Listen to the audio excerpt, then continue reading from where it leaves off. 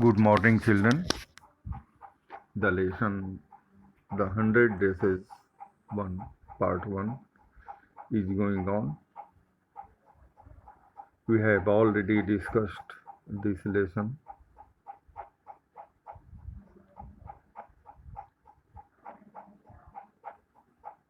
Please open page number 71.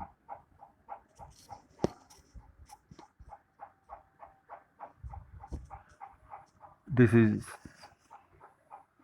thinking about language. Question number 1. Look at these sentences. She sat in the corner of the room where the rough boys who did not make good marks sat.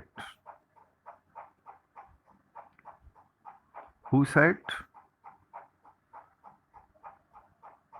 Rough boys sat.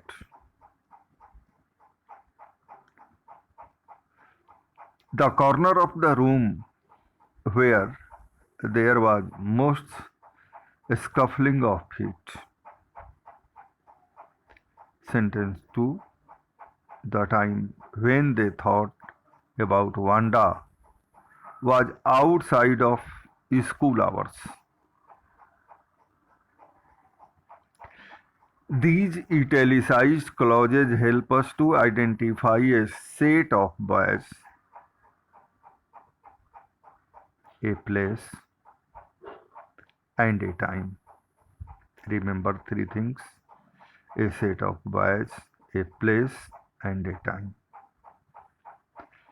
They are answers to the questions: what kind of rough boys? Can you tell?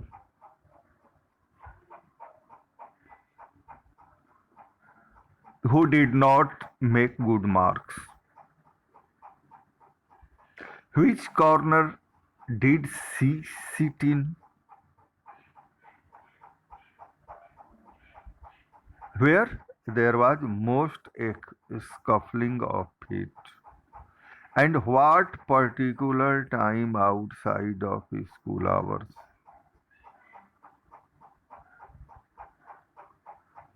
When they thought about Wanda, they are defining or restrictive relative clauses. Compare them with the non-defining relative clauses discussed in Unit 1. You should again read about relative clauses which has been given in Unit 1. The lesson is the letter to God, a letter to God. Now you can combine the following to make sentences like those above. This is the bus. Question is, what kind of bus? It goes to Agra. Use which or that.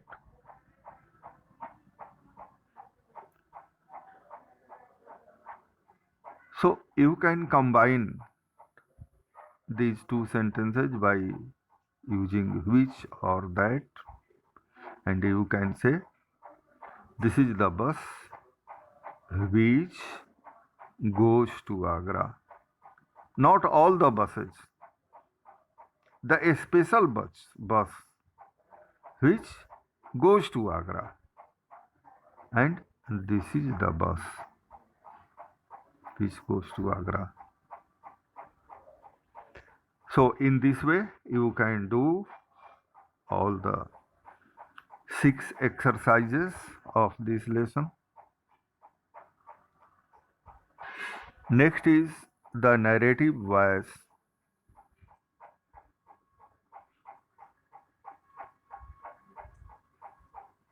This story is in the third person.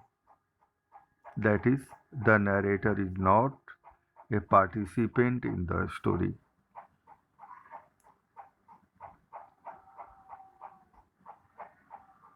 I think you understand the language.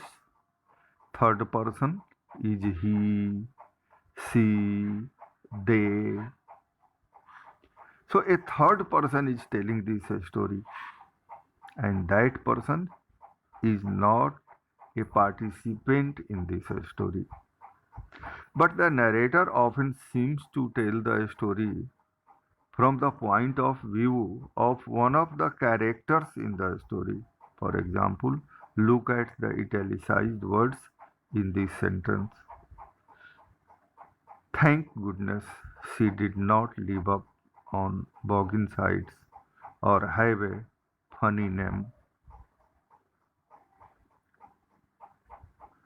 Whose thoughts do the words thank goodness express? Maidis, who is grateful that although she is poor, she is yet not as poor as Wanda or as different, so she does not get teased. She is thankful about that. So, here are two other sentences from the story. Can you say whose point of view the italicized words express? Question number one. But on Wednesday, Peggy and Maddie, who sat down front with other children who got good marks and who did not track in a whole lot of mud, did notice that Wanda was not there. The italicized words express the point of view of